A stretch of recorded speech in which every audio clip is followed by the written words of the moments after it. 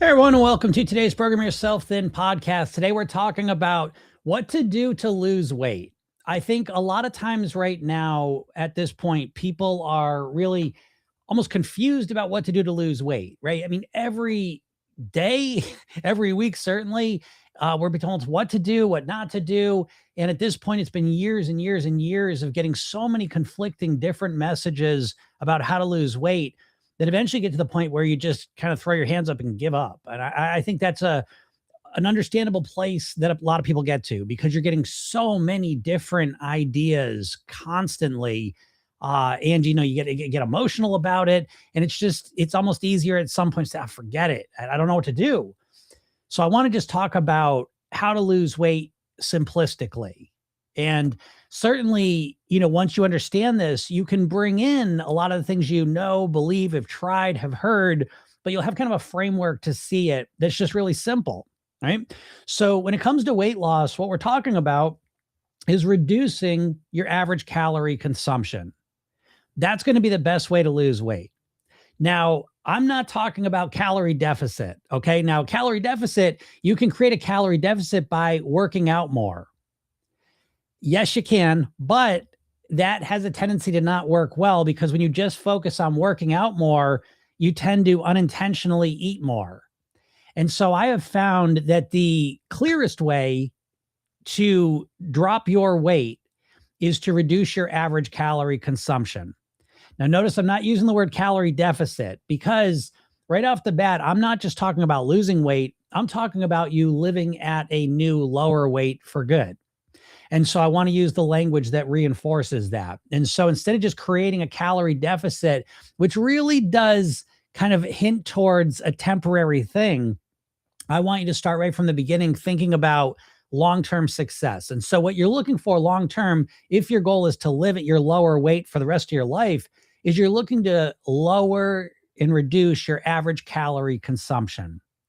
So that's the first starting point, okay? Is we want to get the calories lower than what they typically are on average because your weight is a reflection of your average calorie consumption. It's the number one thing impacting it. So the first thing we want to do is focus on reducing your average calorie consumption. Now, how do you go about doing that? Dieting has trained you to do this drastically. So typically when people think they're going to go and lose weight, they're thinking as a dieter because that's how we've all been conditioned to think because we've literally been surrounded by diet marketing our entire lives. And we say, okay, I'm going to reduce my average calorie consumption. Jim, I'll talk about it like you do, but I'm going to jump right into it. I'm going to reduce my average calorie consumption by 50, 60% starting tomorrow so I lose weight quick. Well, if you do that, the chances of your success go way down because cutting 50, 60, 70% of your calories out starting tomorrow and trying to maintain that is really difficult. Your body is a status quo machine. It's a homeostasis mechanism. So when you all of a sudden cut that many calories out, all of your body and your mind start to fight against that. And it makes it very difficult. So my suggestion to you is, no, because of course we know, I'll just cut the calories down. It sounds easy on paper, but how does that show up in real life? Well, we need to make it relatively comfortable. So I would suggest that you start to think of this almost like a dimmer switch, and we're not going straight to where we want to go. We're going to work our way up there comfortably. And that's a key factor, is that you want to work your way to your goal in a comfortable fashion. Now, again, this is the opposite of what you hear with dieting, because dieting is typically telling you no pain, no gain, jump into it, 50, 70% reduction day one. But that is setting you up for maximum difficulty. And maximum difficulty, the flip side of that coin is maximum inefficiency. It's not an effective strategy typically. So what we're looking to do is, yes, reduce the average calorie consumption, but to do it comfortably, start dialing it down. So yes, on a calorie level, we want to start lowering our calories, but we want to do it in a comfortable way. Now, the most effective way to reduce your calories long-term is not just to cut out a lot of foods, but to start to understand the concept of calorie density, so that it's not so much that we're looking to remove the food as it is remove the calories. And there's a big difference there, because you want to start looking for the foods you typically eat that have the highest calorie density. What's calorie density? Calorie density is the amount of calories in a volume of food. So if we take apple and a cookie that's the same size, or cookies that are the same size of it, same volume, but the cookies have way more calories in it. So the cookies are a lot more calorie dense because of the butter, the sugar, the flour. We look at the apple, that volume, there's a lot less calories in it. So that's a lot less calorie dense. And so what you want to start doing is not just cutting foods out, but to start removing calories. You want to ideally keep the volume similar to what you typically eat, but you want to reduce the calories. This is the real secret to reducing calories in a way that feels comfortable so that you feel satisfied. So you want to start reducing the calories, but maintain the volume as best you can. That's going to allow you to reduce calories while you still feel comfortable. And as a hack to do that, just as a general guide, the easiest way to do that is to focus on whole natural foods. Just by and large, whole natural foods tend to be less calorie dense than processed engineered foods. So that's just kind of a simple guideline. Of course, you can educate yourself more and more about this and make more and more sophisticated decisions. But just in general, the more you start to consume whole natural foods rather than processed engineered foods, you're going to find that you're consuming less calories and you're feeling better. So I'm going to leave calories alone there for now. But again, that is very important. But the other thing I want to talk about that I think is not really talked about in a systematic way is that we deal with the eating on top. So again, what I'm referring to here is a goal weight pyramid. In Program Yourself, then we talk about the goal weight pyramid, which is a comprehensive, holistic strategy to deal with your weight. And so we just talked a little bit about eating, and obviously you're going to change some of that. But the next thing we want to talk about is lifestyle, because the lifestyle supports your ability to eat in this new way. And so what are we talking about with lifestyle? In order of importance: sleep, hydration, relaxation, breathing, nourishment, movement, gratitude, and meditation. And so as we start to create a lifestyle where we weave these things in, what happens is physiologically now you start to set your body up to burn calories more effectively, to reduce your appetite, to feel more satisfied, to be more present and be able to make better food choices that you know you should make. And so the lifestyle piece, I think, is so overlooked and it's so crucial. I think, without the right lifestyle, the right eating is almost impossible. And at the very least, it's extremely difficult. So again, we want to get that lifestyle piece in there as well, because it makes you able to make the food choices that you know you want to make. And then finally, the piece underneath that is that we want to work on our mindset. And this is probably the piece that's avoided and ignored the most. But of course, this is the base that supports the lifestyle and then the eating on top of that. So when it comes to losing weight, instead of getting fixated on just the eating piece and the specifics of what you should eat, what I told you is kind of a nice starting point, and focus more of your energy, less of it on the food, the specifics foods, tracking macros, all that micromanaging of eating, and start to dedicate that energy, more of that energy to your lifestyle, getting yourself more grounded, calm, energized, emotionally balanced, because that's going to turn into a healthier body that supports you in the choices you're going to make. And it does support your metabolism to some degree to help you let go of the weight in a more efficient way most of the time. And then put that energy into mindset as well. Reinforce your motivation, reinforce the identity that you're looking to create in yourself of being a thin, healthy, happy person. Focus on your habits and installing and generating the habits that work on near autopilot to move you in the direction you want to go in. Work on your emotions. Again, emotions are so fundamental to your weight, because when we're emotionally unbalanced, that tends to show up in the eating as well. So if we go to the core level and start working on our emotions genuinely, we tend to, again, make better food choices up on that top level. Work on how you're thinking, work on your maintenance so that if you have a good or bad day, you're able to keep on moving forward, and you just keep going forward because you have a rock solid mindset. And when you put all three of these pieces together, your ability to manage your weight skyrockets. And most likely these are things that you have never really considered or focused on with your weight loss, because the diet industry has really gotten you obsessed with micromanaging calories in different ways. And if you look at this bigger picture, you're going to find that not only are you able to manage your weight better, but you feel better. And that's the key thing. And that's the reason we're doing this. So I hope this helps you out. And if you want some more support with this process, click the link in my bio or go to Program Yourself Thin. Get the free hypnosis session I give you. It's called The New Thin Me. And again, it's designed to help you clarify your goal weight self and connect to it so that you feel pulled forward during this process towards your goal, as opposed to having to just always push yourself. So go check that out. And if you have any questions, feel free to ask them. I hope you're all having a nice Friday. And again, if you're over in, I'll put this link in there. If you want to get that hypnosis session, or if you're on TikTok, you can just click the little picture of me up on the top left there and go get that in the link there. And if you are in Facebook land, YouTube land, there you go. I just put the link up in the comments section. You can go check that out. So yes, if you have any questions about weight loss, though, feel free to ask them. I am here every Monday through Friday. This is something I do every weekday to help you all move forward with your weight. One of the things I like to be able to do is give you a different perspective on this whole process. I think, all of us are surrounded by diets constantly. And to some degree, it's kind of hijacked how we think about weight loss. And it is my goal to help point out a different way to accomplish this and do this for yourself. So, hey, Regina, how's it going? Regina says, hello. Thank you so much for everything you do. You're welcome. You're welcome. Yes, this is my mission in life and a passion. I love doing this. I find dealing with weight and helping people live at their goal weight, I like it. It's like a puzzle, in my opinion. So I find it really interesting. And certainly it's very fulfilling, because when you are able to get control of your weight in the way that I'm talking about, like I said, it's not just a physical thing. It is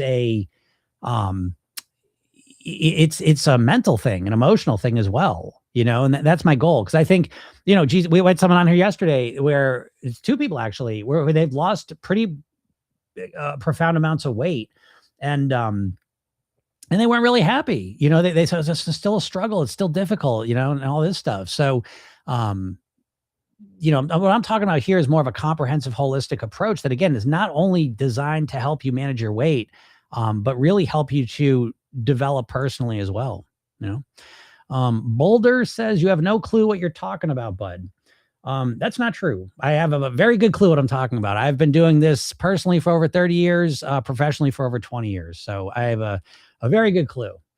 Boulder says you're just saying the same thing over and over again. Get to the point, genius. Well, I appreciate this. I haven't had a dipshit on here in a long time. So thank you, Boulder. It's been a while. Did I get to the point? I don't know if I got to the point for you enough or not. I hope I got to the point for you all. But there it is. I don't think Boulder would be a good person for this approach.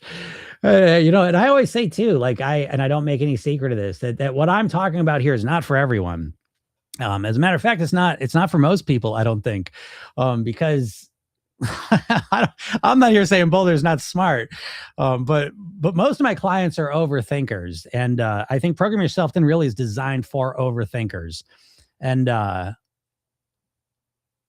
so because I get I love the dipshits that get on here. I'm a big fan of it, because I think a lot of times they say, to be honest, I mean, that wasn't really, they're not saying much, but I'll get people on here. This, all your bullshit, all you got to do is just do the right stuff. Just follow the plan. Just reduce your calories. It's just simple. It's simple, and it's not simple. It's not simple, and I think that goes right to the core of how a lot of people kind of torture themselves, especially my clientele. I'm not talking about my people, which are overthinkers. And, my clientele are very smart and very successful in their lives, right? Whether it be professionally or personally, where they've focused a lot of their energies in their lives, they're very successful. But then there's the weight piece, and they struggle there. And I've always found that interesting, because so often the weight thing is not really a reflection of your abilities, because people will have the ability to have willpower and stay focused and, take action in certain areas of their lives. But then when it comes to the weight, they're just kind of out of control with it. And that's such a fascinating thing. And I think a lot of you will be able to relate to that. And if you really think about it, you'll recognize you're constantly in that headspace. You're like, what's wrong with me? What's wrong with me? How come I can do this over here and I can't do this over here? What's wrong with me? What's wrong with me? There's nothing wrong with you, in my opinion. I think what I've seen, and I've done over 6,000 private weight loss sessions. So again, I think I do know what I'm talking about somewhat. You may not agree, and that's fine. But I've got absolute fucking proof that I know what I'm talking about. But I think what the real issue is that you all have never learned how to truly manage your weight. You've never, you have to understand that the diet industry is not here to really help you. The diet industry is a wolves in sheep's clothing. The diet industry is a branch of the food processing industry. Weight Watchers was owned by Heinz. Jenny Craig was owned by Nestle. Atkins Food Products was owned by the same company, owns Onions, Pretzels, and Cinnabon. Slim Fast owned by the same company, owns Ben & Jerry's ice cream. So I don't think these companies are really, really motivated to help the population consume less of their foods and be healthy and happy for the rest of their lives. That just makes no business sense to me. And so I think, when they put these diets out there, they're promoting a strategy that is proven not to work. And I mean that genuinely, because I challenge any of you, and here we go. You can prove me wrong right here, on the live stream, but I challenge you to tell me the diet that's effective long-term. And I think if you reflect on 100 years of diets, there's not one single diet that rises to the top of being effective long-term. That's a crazy thing to think about. And so to me, dieting just in a nutshell is not going to anywhere close to help you manage your weight. And I believe the reason why is, if you look at this goal weight pyramid that we use in Program Yourself Thin, to me, I always say dieting is basically this much of the pyramid. It's basically saying, tell me what to eat. What should I eat? It's that part. And it's not getting into the structure and strategy of eating for you. It's certainly not getting into a strategic plan for how to change your lifestyle. And it never gets into the mindset piece of it. And so you have people with ineffective mindsets, ineffective lifestyles, and really ineffective eating strategies, just trying to force themselves to follow a diet plan. And it doesn't work, which is understandable. But the real trick the diets have pulled on us is that the dieter blames themselves for it. And that's why I'm here every day for free, because I don't think it's fair that you blame yourself for not being able to manage your weight. I don't think you've ever really learned a strategic, comprehensive approach to actually managing it. And I think once you do, everything changes. Again, I ask you if you've been struggling with your weight, have you ever in a systematic way focused on your mindset or lifestyle? I know you haven't. And how do I know you haven't? Because I know in the world, you tell me, and again, prove me wrong. Who would you study? What program, what person would you study and learn from to figure out how to create the mindset of a thin, healthy person? What program, what person would you study? And I am not expecting an answer, because I've asked this hundreds of times and I've never gotten an answer. And so I don't think you're getting this kind of information. And so if you don't have this information, how are you going to succeed? Well, the idea is that you'll just one day wake up on a Monday morning and just do everything perfect. But is that a realistic strategy? Is that a solid strategy to get behind? I'd suggest no. Life Goes On says, I like your responses. Well, thank you. Yes, I love dipshits, and it makes it fun for me. And I will tell you one thing else is that it's very surprising to me. I've been doing this podcast, these live streams every weekday for over 3 years. And I'm shocked that I don't get more ding dongs getting on here and saying dumb stuff. It's shocking to me. Braden says, are you an actor? I don't know what that means. I am not an actor. No, I am a hypnotist, an NLP trainer, and the creator of the Program Yourself Thin program, the author of this book, The Tao of Living at Your Goal Weight, which is my newest book. And I love this, but really my claim to fame, in my opinion, my life's work is Program Yourself Thin. This is the Goal Weight Blueprint. This is one of the books we use in the program. So this is what I do. I've been doing this for over 30 years personally. I've gone on my own journey, dropped over 50 pounds and kept it off. But my real focus is that I've been doing this professionally for over 20 years. I've done over 6,000 private weight loss sessions. And I get on here to help people out because I think y'all deserve it. And plus, just as a matter of why this is a mission for me, my father died when he was 54 years old. I was 9 years old and had a heart attack. And his weight and lifestyle were absolutely huge contributors to that. And so for me, weight is life and death. And that's why I'm on here, because Yes, I want you to look good, in your bathing suit, but I want you to live as long as you can. And I want you to have a wonderful, best quality life possible while you're here. So it does mean a lot to me. Bazooka Joe says, follow Dr. Eric Berg. I don't think Dr. Eric Berg is going to give you the depth of mindset info that you would need. But Amanda says, I get what you're saying, but if it's not our fault, then whose is it? Nothing changed until I stopped. No. Okay, listen, I don't think this is it's a squishy thing to say, okay? Because technically on paper, everything's your fault. You know what I mean? But in reality, if you don't have the information, so for example, if you're just someone who wants to lose weight and all you've ever known about losing weight is dieting and it hasn't been successful, is that your fault? You know what I mean? And so I don't think that it is, because I think you have not had the information that you need to really succeed. And so if you don't have the information, well, I've lost a bunch of weight. Yeah, okay. Sometimes people do lose weight as well, obviously, but it starts to become kind of, if you're lucky, so no, it's hard work. Well, I know it's hard work, but here's what I'm trying to say. To me, a strategy that works is one that a lot of people can utilize and succeed with. And dieting is not really that. Dieting has terrible, terrible success rates. So yes, we're all responsible, but I think the responsibility is more about learning how to get yourself to do the things you should, rather than just trying to force yourself to follow a plan that doesn't really resonate with you. I don't know. Dr. Berg. Yeah. Not the biggest fan. Amanda says, giving responsibility to everyone else. Ken says 16 months in PYT and have comfortably lost over 50 pounds and kept it off. So I'm glad I did PYT and not GLP-1. Yes, Ken, I love that. Yeah, of course. Right. And I always say that, if I will put any of my success stories against the GLP-1s all day long. And again, I'm not a GLP-1 hater. Please understand. I think it's a miracle drug for a lot of people. And I think it's the right choice for a lot of people. What I don't like about the GLP-1s is this idea that it's the only solution. It is not, it is not. So again, I get out here to work to explain that.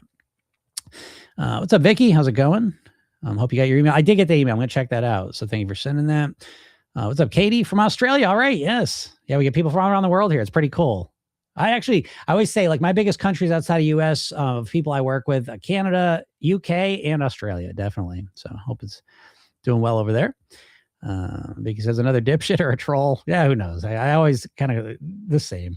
What's up, Jane? Jane says, learning seems to be so slow for me. I chose to eat a huge bowl of chocolate pudding too late last night and didn't sleep a wink due to indigestion. I'm exhausted now. Jane, one thing I'll say about you is that I think you measure yourself too zoomed in. So I wouldn't say learning seems to be so slow for me, because I know you've been programming yourself in, I'm a month or so, and this is the message to all of you. I think that weight loss, again, that's one of the things dieting's done to us, is it's really perverted our sense of time. And, you look at weight and you measure yourself in days, weeks, and months. And, if you look at something like learning a musical instrument, how good are you going to get at playing the piano in a month? And so you get to the end of the month, I don't know, I must be slow. I must be not very good at this, because I can't even play that much in a month. Well, I'm 30 years into the guitar and I'm here to tell you, yeah, a month's nothing. A month's nothing. A month's nothing with your weight. It just isn't. Tough shit. If you don't want to believe that, you don't have to, but I don't see how a month is very long with weight loss at all. And again, it's this thinking of, it's my favorite quote, right? That most people overestimate how much weight they can lose in a month and underestimate how much weight they can lose in a year. And I think that's very common. And I think that's directly because of weight loss. Weight loss has conditioned us to think about how much weight we can lose in the shortest amount of time. And I think that way of thinking sets us up for so much difficulty, so much trouble. But the big thing, Jane, that I look at when you say that is that you had the awareness to realize that you ate a bowl of chocolate pudding too late and then you didn't sleep. So that, to me, again, in Program Yourself Thin, the primary things we're learning come from our mistakes. So again, the biggest difference between Program Yourself Thin and dieting is that dieting expects you're not going to make any mistakes, and Program Yourself Thin is built around your mistakes because you're going to make lots of mistakes. Yes, you are. Yes, you are. You're eventually going to make lots of mistakes. You might be able to not make mistakes for a couple days, a couple weeks, sometimes a couple months. But I promise you, you are going to make mistakes. And if you're a dieter, you have zero strategy for how to deal with that mistake. If you're in Program Yourself Thin, we build on those mistakes. The whole program is built around the Program Yourself Thin technique, which is the redo and rehearsal technique. So when you make a mistake, great, we get to redo it today. So I feel like Jane's better off because she's aware now, and now she just has the ability to subconsciously associate, oh, I shouldn't eat chocolate pudding. Here's the difference, right? Jane the dieter, Jane the Program Yourself Thinner. Jane the dieter eats pudding and says, oh my God, I shouldn't have eaten pudding. Why'd I eat pudding? But subconsciously, Jane likes pudding. So yesterday morning, Jane likes pudding. Subconsciously, Jane has association. Chocolate pudding is pleasurable. Okay. And as a dieter, she has that association and she fights against it consciously. Chocolate pudding is so delicious. It's so good. It's so pleasurable. Don't eat it though. I want to lose weight. Don't eat it. Don't eat it. Don't eat it. Don't do the thing you like to do. And it's a forever struggle.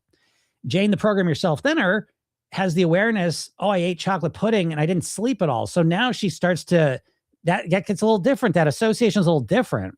So instead of chocolate pudding just being pleasurable, now all of a sudden we're starting to create a new association over that says, yeah, chocolate pudding can be pleasurable, but it can also be painful. And chocolate pudding equals not sleeping a wink. Well, if you keep building on that, because guess what? Every time you eat a lot of chocolate pudding before bed, it's always going to be the exact same scenario. You're not going to sleep for shit. This goes for all of you, by the way. This goes into the consequence food phase of eating, that anytime you overeat sugary, high processed foods, it's a negative consequence. And so with Program Yourself Thin, we're looking to reassociate things in a more accurate way too, by the way. Everything's good and bad. So now for Jane, she's on a path to start associating chocolate pudding at night equals no sleeping. Well, let's just say that happens a couple more times and it really starts to solidify so that she thinks about eating chocolate pudding at night. She says, wait, yeah, but I want to sleep tonight. If I eat chocolate pudding now, I'm going to be exhausted tomorrow. Well, now you don't desire it as much. Now you don't need as much willpower to fight against the chocolate pudding because it's associated with something negative that you don't want. So now the desire goes down, the craving goes down, and the decision starts to change and reflect that. Does it happen instantly? No. But if you keep focusing on this, every time you make an unhealthy food choice and are aware of it, you're going to realize there's always a negative consequence that follows. Some of those negative consequences are intense. Some of them aren't that intense. But the more you keep paying attention to the consequences that follow immediately, your unhelpful food choices, you start to condition yourself differently. So I know it sounds weird, Jane, but again, I mean, great job being aware of that. And we're always going to make mistakes, but at least you realized beyond just, oh, I'm a bad person. You realize you're exhausted today. So good job. That's what stopped me from eating exactly what you just described. I started to realize how negative the effects were of eating. What's up, Therese? Therese says, oh gosh, they don't know what they're talking about. I started with you in December and I'm finally making peace with this journey and you. Yes, I'm successful. Yes. Thank you, Therese. I guess I never mind that. I never mind trolls that get on here. There's not a person on the planet that could get on here and make me feel like I don't know what I'm talking about. I mean, because I know what I'm talking about. But thanks for sharing that. Anita says, it's working for me. I was so ready for understanding it's not willpower, but the subconscious and the practice of proper habits to correct. But let's be kind to ourselves. The key. Yes. Absolutely, Anita. I agree with that. We have to be kind with ourselves, I suppose. I mean, I guess you don't have to be kind with yourself, certainly. But I think you have to be kind with yourself if you want to not just lose weight, but feel better. Because, I mean, again, I regularly have talked with people that have lost weight, but they've done it through very intense punitive measures. They're just really hard on themselves. And so, yeah, they lost weight, but they're just as miserable as they've ever been pretty much. I mean, yeah, it's cool. They look a little better, or they feel a little better in certain ways. They can go clothes shopping once in a while, but they're living in this constant stressful, struggly state. That's not the goal here. The goal here is to improve our overall quality of life. And one piece of that is your weight, and the other pieces of it is your mindset, your lifestyle, your energy, your emotions, your physical comfort, all these other things. And so we're looking to feel a lot better, not just do that. Ketovore, 100% success, optimum health. Ketovore. I've never heard that term. Is that just like being a ketovore?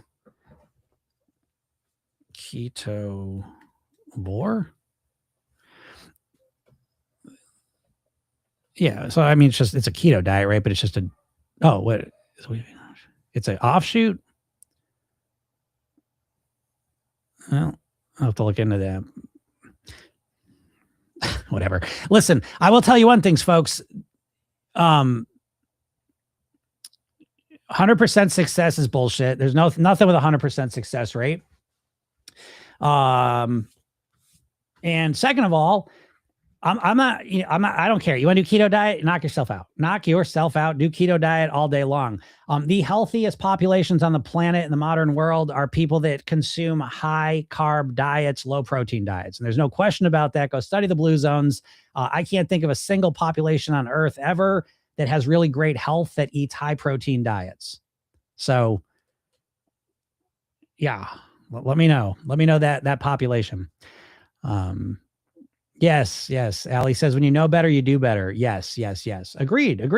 And I think we live up to what level we can, and so if we keep bumping up against a level, it's Einstein said that. He said, you can't, no, I'm blanking on this. I used to say this all the time. I used to roll off the tongue and now it's blank, but I'll summarize it. I'm going to butcher it probably, but basically it's like, you can't solve the problems that you have with the same level of thinking that created the problem.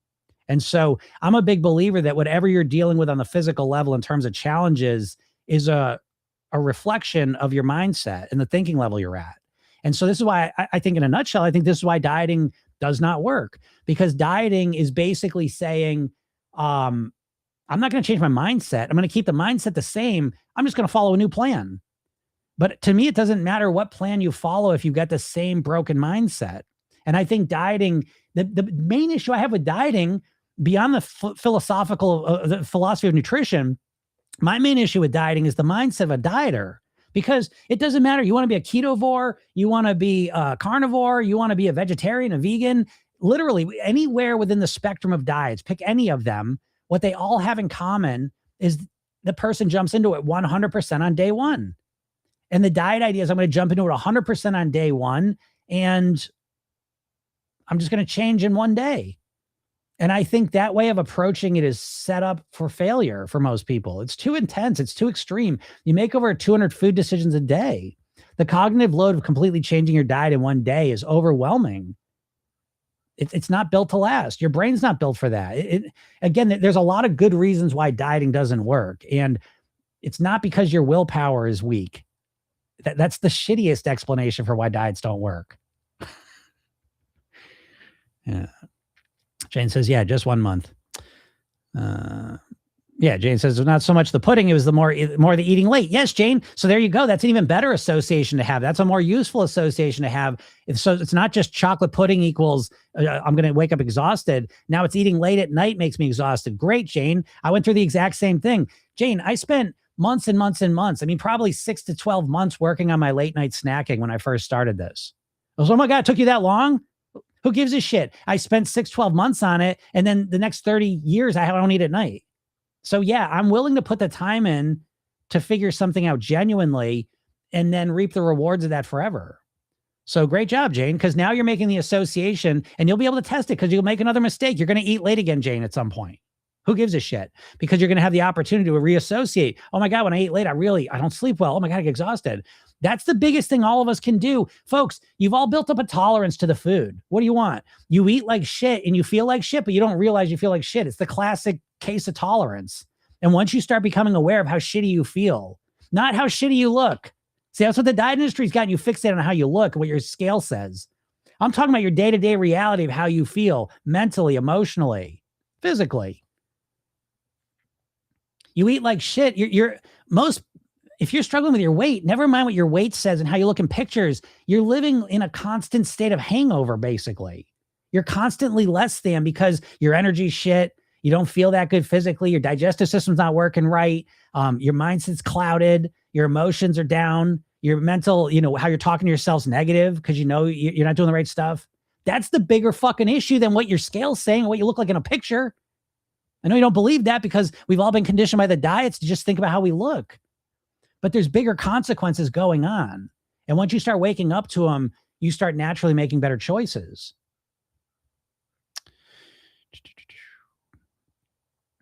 Lynn says, when you mention high carbs, you mean certain types of carbs or all carbs? No, I mean certain types of carbs. I mean, not refined carbs. Refined carbs are an issue for sure. The number one source of calories in America for adults is baked goods. So yeah, and that's what keto is. Keto is this knee-jerk reaction to that stat. Okay, the number one source of calories for most people is baked goods, flour. We're talking about flour.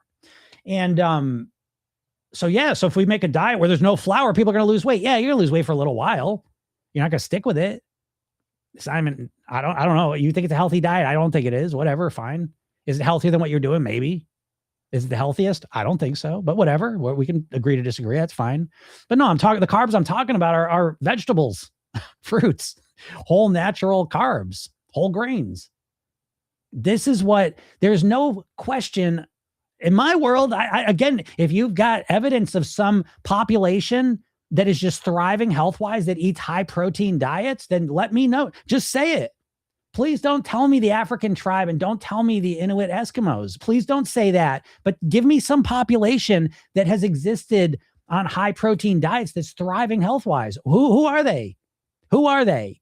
I know protein is the answer to everything right now. Right now, please take a step back and look at the last 50 years of food. Then we got low fat, then we got low sugar, then we got low carb, then we got low gluten. Now we got high protein. It's like, it's the halo effect. They pick one thing to focus on and they jam that down your throat. And right now it's protein. There's protein everything. Oh yeah? Is that why everyone's so thin now? Is that why everyone's losing weight? Because they're eating so much protein? Listen, I love protein too. Please understand that protein's an essential part of a diet. Please understand that.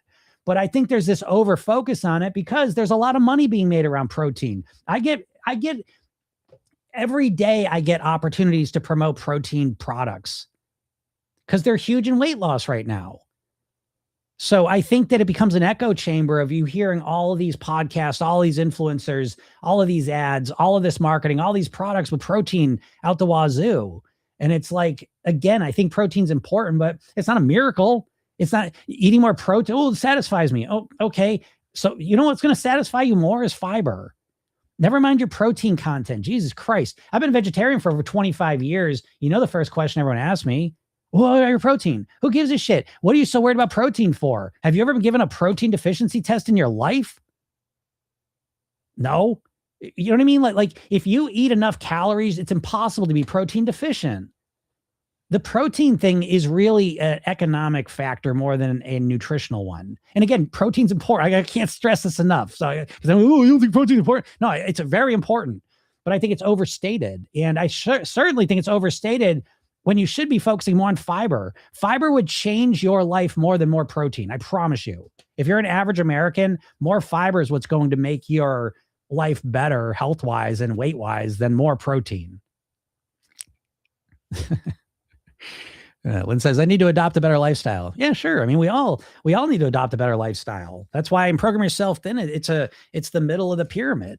And in reality, I think on a physical level, I always think of this as the kind of non-physical level, although mindset is physical technically, but in terms of our body and our weight physically, on the physical levels of it, the lifestyle and eating piece. And I think the lifestyle is the more important one because it leads to the eating.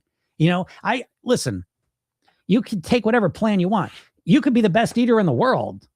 So you think, let me keep you up all night. Let me dehydrate you. Let me exhaust you. Let me stress you out. And then let me see how your eating goes. I bet it's not as good. Mine certainly isn't. I'm an eating pro. But all of a sudden my lifestyle, things start getting worse. My eating reflects that. It gets worse.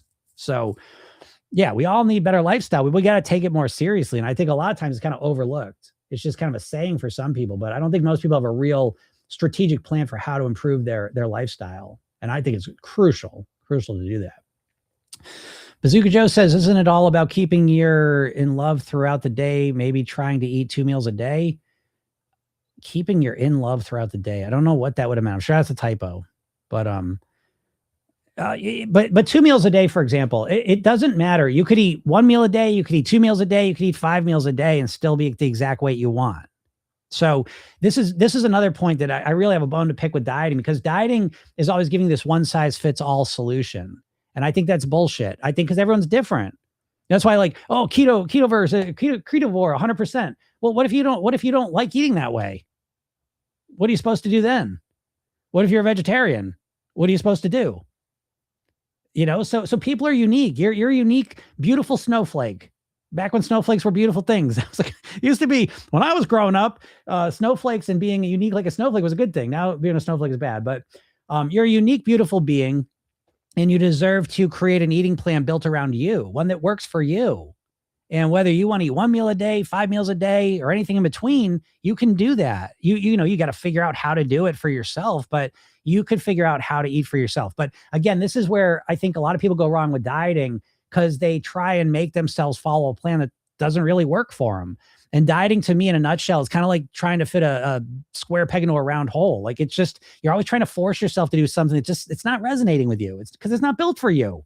The idea that everyone should be like, someone say, oh, ketovore, 100%.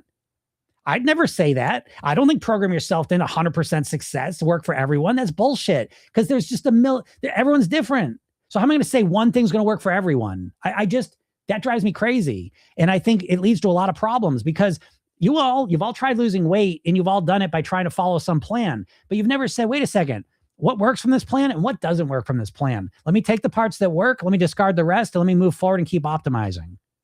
If you had done that for the last 10 years, where would you be at today? That's not what you've done, though. You jump into a plan 100%, you jump out of a plan 100%, jump into a new plan 100%, jump out of a plan 100%. And here you are, confused and starting from the exact same point you're probably at 10 years ago. You can't do that. You don't have the time. You've got to start changing the way you're approaching it. Because no matter what you've done, and no matter if you've succeeded, you fail, whatever, there's so much wisdom and knowledge back there through your experience that you can learn from and utilize. But you're not, because you've learned like a dieter. They jump all in, you jump all out. You jump all in, you jump all out. You're doing the hokey pokey. You're doing the hokey pokey with your weight. What's up, Crystal? Crystal says it's so confusing. Yes, she said beans, though. Yes, beans. Beans are a real magical fruit. And no, not because they make you fart, but because they put fiber in you, and they're a really high source of nutrition. And if you listen to certain people, you're going to be terrified of beans because you're terrified of lectins. And that's the crazy world we live in, And again, just so you know, lectins get cooked off. You really think beans are killing people? But that's how bad the misinformation can get at this day and age. It's again, the information age. We always thought we're going to, get good information, we'll know what to do. We didn't know we were going to get all the information, and you can just pick whatever you want to believe. And there's bullshit behind all of it. And you can believe any of it, but anyways. Bazooka Joe says keeping your insulin low throughout the day. Yeah, agreed. I think that's a way to look at it, but the flip side of insulin is glucose. And I think if you start thinking in terms of, what is this thing I'm about to eat? How would it impact my glucose and insulin levels? I think that's a great paradigm to reflect through. I don't think it's the only one, but I think it's a very valuable one, because most Americans are eating foods that spike their glucose levels constantly. And if you spike your glucose, you're spiking your insulin, right? Because the glucose goes into your blood and you got to clear it out. So then your body releases the insulin. So the insulin follows the glucose spike. So yeah, if you have a paradigm of how I'm going to choose food, and part of it is based on, I want to keep my glucose levels stable and consistent, I think that's a great paradigm. It's certainly part of what I think, and what that leads to is you have a steady, stable energy level all day, instead of these crazy spikes and crashes all day. I've been there. It's almost impossible to control your eating when you're spiking and crashing your blood sugar all day long. So yes, agreed, Bazooka Joe. I do think that's a valuable way to do it, but it doesn't have to be 2 meals a day necessarily. You can manage your glucose and insulin levels in any number of ways. You could eat 1 meal a day, you could eat multiple meals a day, so again, it depends on you, it depends on your situation. And I think I say that because what I want you all to start doing is basing what you're doing out of yourself. I think a lot of times dieters have this tendency to be like, just tell me what to do and I'll do it. And it's like, oh God, don't say that. I mean, how much more untrue could that be? Like you're not just going to adopt some brand new way of eating. What if it doesn't work for you? Is that possible? I'll just do it. Will you? Why would you say that? Mike says diet typically means that you are doing something for a short period of time. You need lifestyle changes. Yes. Agreed, Mike. I totally agree with that, except that phrase where people say you need lifestyle changes. I agree. But I also think when most people really reflect on what that means and how they're going to do it, there's no there. That you don't really know what lifestyle changes are technically, and you have no strategy for actually implementing those. I ask this all the time. What's a lifestyle? What's your lifestyle? What is it? I know. I could show you right now. I got it written in a book. I've got 8 things that I consider your lifestyle. What do you think your lifestyle is? And I know I've asked this many times, and people will say a couple things. And so, yes, lifestyle is really crucial. Mindset and lifestyle changes are necessary. But I want you to reflect and say, do you have a real specific plan? There's gist and literal knowledge. Most people have a gist knowledge when they say lifestyle mindset changes. That ain't going to cut it. You need a literal knowledge of what exactly is a lifestyle change and how exactly do you plan on creating that. And I think that's an important point. Lynn says, so do you suggest maybe a low GI type of diet? Whole foods is what I'm trying to focus on. Yeah. Oh, thanks, Lynn. Lynn says, I love all your videos and reels, by the way. Yeah, I think looking at the glycemic index, it's just what I was just talking about, right? So it's like, I don't think it's everything, but I think it's a lot, because I think, here's the thing though, I think understanding the depth of why something is, right? So even, let's just talk about glucose for a moment, glucose and insulin, because I think for a country that has as many type 2 diabetics as we've got, it's amazing how little knowledge we actually have about glucose and insulin. It's really fascinating to me. And I mean, I've had numerous conversations with people that are literally type 2 diabetics that don't really understand what's going on in them, right? So every cell in your body uses glucose. It's the main fuel in your body. And everything you eat turns into glucose, ultimately. And so your cells use it. But if you look at whole natural foods, that glucose absorption is much slower. Okay. Because when you eat whole natural foods, it comes in the package of a food matrix, and it's typically held together by fiber. And so it takes your body a little while. And so you get a slow, steady the glycemic index is about how quickly it's absorbed into your body. So if you eat a candy bar, you're going to spike your blood sugar, because a candy bar, it basically melts into sugar in your body, right? It's already processed sugar. So you eat that candy bar and it's quickly absorbed, goes right into your blood. The glucose goes right into your blood. It spikes it. And now your body has to release insulin to bring it back down. And so compare that to an apple. In the apple, again, the sugars, and again, those are different sugars, it's fructose, but that exists in a food matrix. And so there's fiber binding it all together. So it takes longer for your body to absorb that. So you don't get a spike. So that's just a kind of a general idea of glycemic index. And so as you start choosing foods that are more whole natural foods, pretty much you're going to get foods that have a lower glycemic index, and foods that are processed and engineered tend to have a higher. Again, not everything, you understand what I'm saying? There are always exceptions, but just in general. And the processing of food really is the big issue here. And specifically sugar and flours, because you look at sugar and you look at flour, and it's been ground down into a powder. And this powder is quickly absorbed into your blood. You compare that to eating an apple, it takes a lot longer to digest it. So, yeah, I don't think like the GI type diet. I don't think it's the total answer, but I think it's a very valuable concept to understand. But again, in my opinion, we study all the different diets. We take the good parts and we discard the parts that don't work for us or that we don't agree with, and move forward with it. So, Mike says the problem is they're putting the word protein on everything now, and it's normally small amounts. Yeah, sure. Protein is just it's the buzzword, you know what I mean? And it's, it ain't just gonna, the protein paradox is that how, you know what I mean? Like on one hand, you have people that are eating protein to put weight on and build muscle, you know what I mean? So they can be bigger. On the other hand, you have people eating protein so they can lose weight and be smaller. Again, and I know there's more to both of them. I understand that, but I'm just saying, just as a it just makes me nuts. Anita says the acceptance that the correction of our subconscious may take many months is important to being successful. Yes, Anita. Yes. Yes. But that's a time frame. Again, like think about the time frame you have with your weight versus the time frame you might have if you take up golf or you want to learn an instrument, or you want to learn a language. Those time frames are way longer. Your time frame for weight is how you eat well the first day and you're like, oh, did I lose any weight today?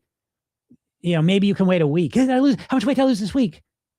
Well, how good did you get at the piano your first week? How good did your golf swing get the first week? Not very good. It's not very much time. So again, the diet industry has put this weird ass time frame over us, and we can't even escape it now. It's hardwired into us at this point, but we have to fight against that. And we have to realize that success takes longer than we think. I mean, it's literally a cognitive bias. It's called the planning fallacy. And when we undertake some new undertaking, we tend to just think of the best case scenario because our brain's always looking to conserve energy. So it doesn't take into account every possible setback. So most people think they're going to start their weight loss journey here and then just go straight down to their goal weight, straight line of success. Well, I have literally worked with people and we've tracked their weight. And I can tell you it's much more doobity-doop, boopity-boop, boop, but the trend line's down. It's again, go look up Virginia Satir's model of change. I think that's the most profound diagram you'll ever look at. And change takes longer than you think. So what? Who gives a shit? The irony is that you all have been trying to lose weight for decades at this point. If you had just stopped chasing hacks and shortcuts years ago, you'd be in a much better spot now. And again, I don't blame you because I think the diet industry has conditioned us to always look for hacks and shortcuts, but you got to resist that. I always say dieting is a get rich quick scheme. And, but when it comes to money, get rich quick schemes we see in context because most people earn money through developing a skill or an ability or a talent, and they're compensated for it. Okay. And so we see get rich quick schemes as the bullshit they are within that context. But when it comes to weight loss, there's not even a genuine strategy or philosophy or system for how to manage your weight in this environment now. And so dieting is seen as legitimate. But it's complete bullshit. It's bullshit because it's woefully inadequate. How are you going to tell me that when you see this goal weight pyramid, I know you probably never think in this way, but once you see, okay, in this program anyways, we're going to deal with mindset, lifestyle, and eating. Like once you see that, what do you think about your mindset? You either think it's important or you think it's not important. If you think it's not important, I don't know what to tell you, but if you think it is important, how are you going to deal with it? What is your mindset? How are you going to change it? What are you going to do? And that reveals that you have no clue because you've never learned about it. No one's talking about it. And this reveals the bigger picture that the reason you're struggling with your weight more than anything else is you've never learned how to think like a thin, healthy person. Never, ever. You've never learned how to think like a thin, healthy person. And you have to learn how to do it. Why? You say, well, my grandparents your grandparents didn't live where we're living now.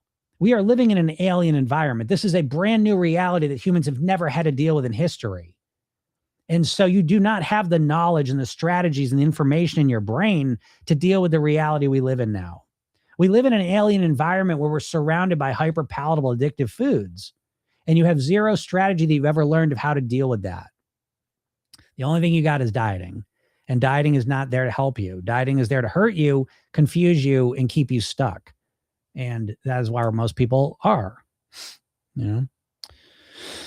Mike says protein and fiber are both important. Yes, of course. Absolutely. And follows it up by saying calories in, calories out. Yes. Calories in, calories out. It works again, but for most people, the minutia of calories in, calories out gets them. It gets boring, Mike says the key is knowing your maintenance calories. And if you want to be at a deficit, you minus 500 calories from that. You are losing a pound a week just on diet. I don't believe that, because that's bullshit, because listen, folks, I'll get 100 of you overweight and I will reduce your calories all by 500 of what you typically eat. And some of you will lose a pound, some of you lose 5 pounds, some of you lose no weight, some of you put some weight on. So that's one thing I got to push back on. Weight loss is extremely inconsistent, unpredictable in the short term. That's why these calorie calculators, I think, do more harm than good, at least in the short term, because every body is different and the way you lose weight is completely different. And I think the idea that you think you're going to lose as much weight as your friend did, the second you don't, you feel discouraged and frustrated. So yes, in theory, that's a theory. And ultimately, may point to be true, but this week you cut 500 calories, you're not going to be a pound down next week. You may be, but you also may not be.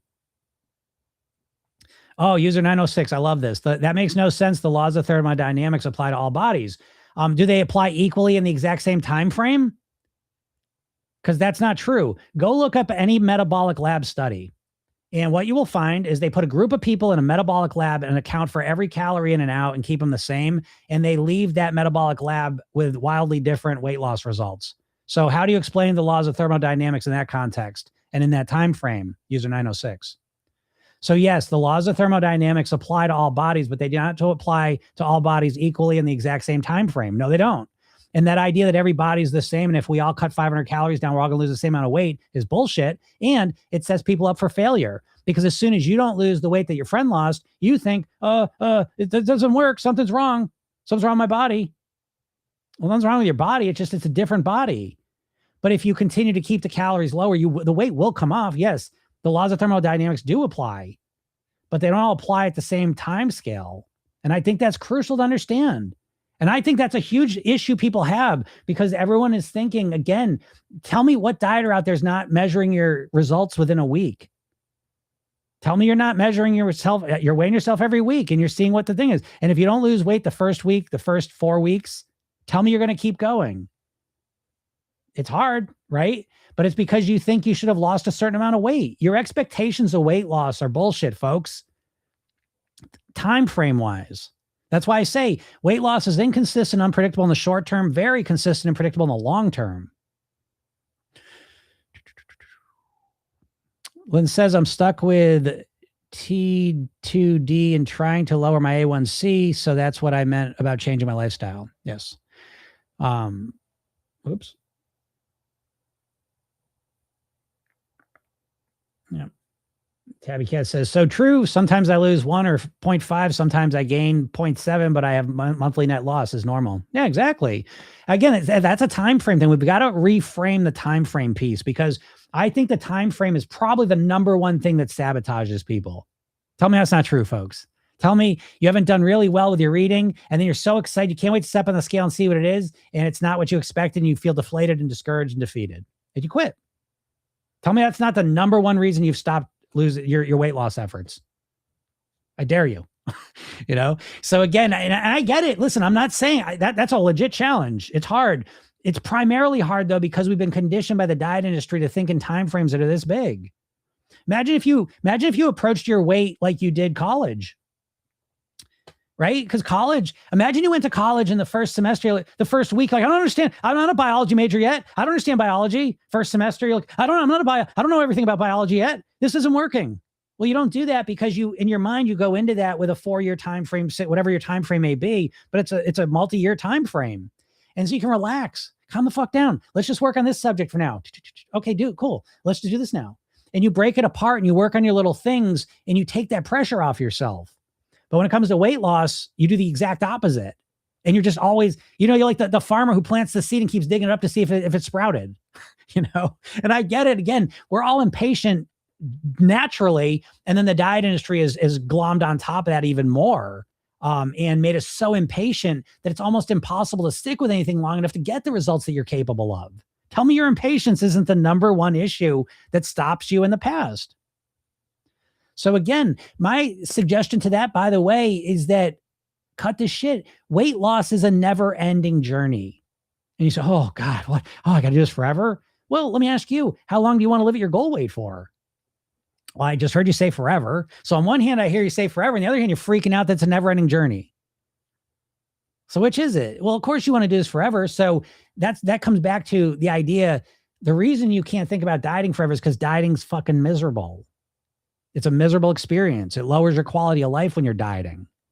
So that's why I say with Program Yourself Thin, this is all about increasing our quality of life right from the beginning. We're not in a rush to lose weight. I'm upfront about that. Program Yourself Thin is not the fastest way to lose weight. Well, technically it is, because fast and slow are really interesting concepts as well. If you lose 20 pounds in a month by dry fasting and put 20 pounds on the next month, was that fast weight loss or no weight loss? Well, it depends on when you look at it. If you look at after the first month, you say, oh my God, that's the fastest weight loss ever.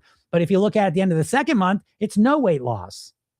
So what is fast weight loss and what is slow weight loss? You know, I say, oh my God, I'm doing program yourself. Then I only lost 2 pounds this month. Okay, fair enough. But how was it doing it? Well, it's great. I feel great. It was easy. It was enjoyable. It was comfortable. Okay, fine.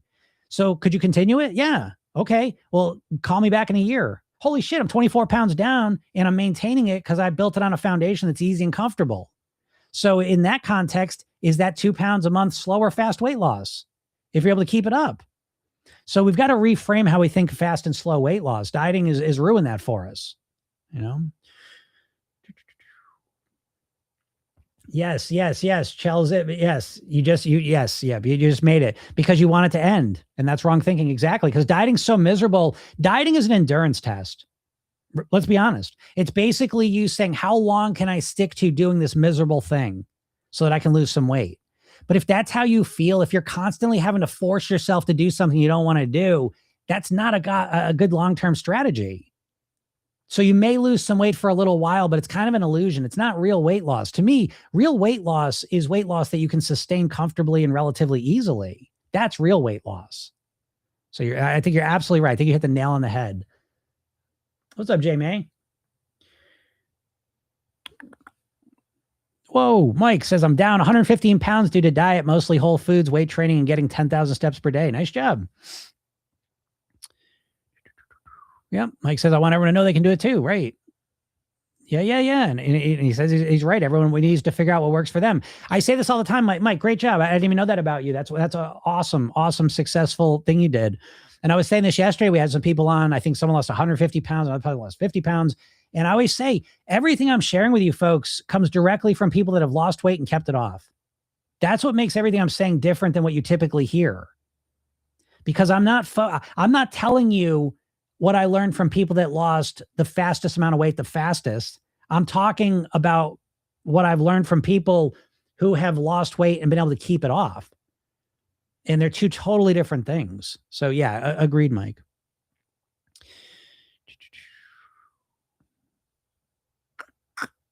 Anita says, mine says 69 years old and never used this as a tool to lose weight. So simple and so complex at the same time. Agreed, Anita. I don't disagree with that. I find life in general is like, it's a paradox, right? Like some things are easy, but then they're also the most complex. I agree. But I can't even tell you the number of people in my program that are in their 70s, so it's never too late, because what we're talking about here is not just weight loss. It's about personal development. It's about quality of life improvement.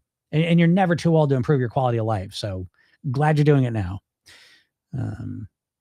Yes, Tree says, accepting my own time frame, that's challenging, but also freeing. Agreed. I'm not saying these things aren't challenging. Please understand. I think they're absolutely, everything I'm saying, I think is challenging and difficult. But I think at least we're on the right path. And I think dieting is challenging and difficult, and it's on the wrong path. So I'd rather invest my energy and my time into challenges and difficult things that are going to sustain long-term, that I can build on top of and keep growing.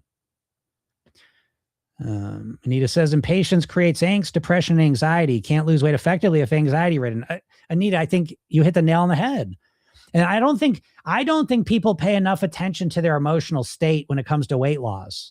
I think what you'll find is that when you're in an emotionally unresourceful state, you're anxious, you're stressed, you're sad, depressed, pissed off, whatever kind of unresourceful emotional state you get in, it's really hard to eat well, because when you're in those states, it's just too easy. Who gives a shit? Who cares?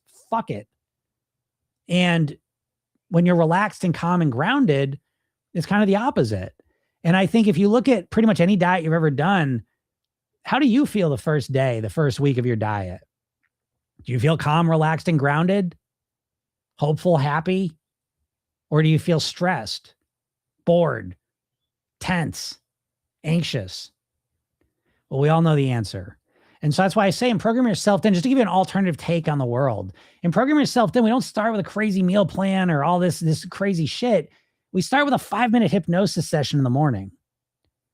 So you start your day relaxed, calm, breathing deeply, turning your attention inwards, grounding yourself, getting good ideas put into your mind. Then you go about your day. That alone is going to set you up to make better choices. Perfect choices? No. But better choices in an easy and enjoyable way. You feel better. You feel grounded, calm. Then at night, you listen to a 10-minute session. Do your 60-second mental rehearsal technique. That's it. Now, there's a blueprint. There's more to do, but you do it at your own rate and speed. There's no rush. It's learning how to figure out what works best for you. And we start by relaxing, calming, and grounding you. That's the number one thing that's been missing from your weight loss more than anything, is that every time you start your weight loss, you start stressed to the gills. And your goal is, how long can I stay stressed for? That's why I talk about the endurance test of dieting. It's really about, like, how long can I white knuckle it and force myself to do this shit that makes me feel miserable? Dieting is hard and difficult and anxiety. That's why you're avoiding it, folks. Think about this. Is, again, the paradox of a dieter is, you think about losing weight 24 hours a day. You're constantly thinking about your weight and how to lose it. And yet you never are you're always pushing off the start. Oh, this month. Oh, man, next Monday. And then next month, and next year. Why are you pushing it off, right? It's like, it's on one hand, it's the thing you want more than anything in the world. You think about it constantly. On the other hand, you're always avoiding it. Why are you avoiding it? It's not rocket science, because it's miserable. It doesn't have to be miserable. The main reason it's miserable is you're doing way too much too quickly. You know, I use the metaphor, the way you all approach your weight loss as a dieter, it's as if you were going to learn to play the piano, but the only strategy you knew is, I'm going to play for 8 hours a day. I want to get good quick. I'm playing 8 hours a day. Okay, well, on paper, that sounds great. But when you go to sit down and actually play for 8 hours, if you're able to get through the first day, the next day you wake up, your fingers are all cramped up and gnarled. They're killing you. Your back hurts. The idea of sitting at that piano is the very last thing in the world you want to do. And that's what you're doing metaphorically with your weight loss and your dieting, is you're so overreaching, you're so overwhelming yourself that you now have this association to weight loss that it's the most painful, miserable thing in the world. And that's why you're stuck in this dynamic of thinking about weight loss 24 hours a day and wanting it more than anything, and not actually doing anything to make it happen. Because the way you've been taught to make it happen is miserable, overwhelming, and you avoid it at all costs. Yes, Lynn. I think Lynn just summarized all my 20 minutes of bullshit in one great statement. Diets make you feel like shit. Exactly. And to that point, I want to make a quick point, right? I love that, Lynn. Yes, diets make you feel like shit. They make you feel so shitty that even when you accomplish the thing that you want more than anything in the world, which is to lose weight, you still feel like shit. And you say, what are you talking about, Jim? Okay. 85 to 95% of dieters that lose weight, that are successful and get to their goal weight, put it back on. So that tells you that dieting is so shitty that it is shittier than the weight loss is good. So that should tell you everything you need to know about dieting and why it doesn't work, in my opinion. You know? What's up, Queen Victoria? Thanks, Jim. I need this today. I'm one of those clients in their 70s. That's right. Yes, Queen Victoria's in the program. And again, it's never too late. And again, it's not just about the weight loss. That's why I can't stress that enough. That's what I noticed too. Honestly, I mean, most of my clients, 95% of my clients are 45 plus. So again, I'm not saying, I mean, once in a while I get people that'll be younger, a little kind of old souls, I suppose. But I think a big reason for that is because Program Yourself Thin's not just about what you're going to look like. You know, because I think right around 50, your motivation starts to change, even if you don't acknowledge it, but your motivation starts to change to functional issues, right? So it starts to change from how you look to how you move, climbing stairs, how long you're going to be alive. You know what I mean? It starts becoming like functional. And I think that's an important distinction, that there's more motivation those people are bringing in. And not only more motivation, but more wisdom and knowledge that there's more to this than just how you look, you know? So that's awesome. I'm glad you said that. So, all right, when I got to get out of here. So this has been awesome. I don't know. I've been really on a roll. This week's been really good. I really appreciate everyone on here and, sharing this all with me. I really, I think you all got so much interesting things to say. And I do appreciate that. It makes it so interesting to do all this work. And obviously it's very fulfilling to be able to speak with you every day. I'm the luckiest person you all know. I say that every day. I'm just one of the luckiest people on the planet. And this is one of the reasons why. So thank you so much. If you're not in my world, make sure you click the link in my bio or go to Program Yourself Thin. If you're over in Facebook land, I will go put that link there. Okay, you can go get that. It's a free hypnosis session, and it's not just a hypnosis session. I give you a training. I give you a bunch of stuff, but go check that out. If you like this, I'm here every Monday through Friday. I usually get on here around noon Eastern. Happy to answer your questions. Again, I do this every Monday through Friday. If you can't make the lives, it's also a podcast. If you like listening to it, you can go to any podcast platform, search Program Yourself Thin, and you can listen whenever you like. And yes, this book's available. So if you're looking to go deeper in everything I'm talking about in a really easy, accessible way, this is my book. This is available now. 40 chapters. Each chapter is a page and a half. Each chapter is a hypnotic story designed to reprogram your mind to think like a thin, healthy person so that you can live at your goal weight. Okay. So it's not just about weight loss. It's about living at your goal weight in the easiest, most comfortable, enjoyable way possible. All right. So go check that out. It's on Amazon.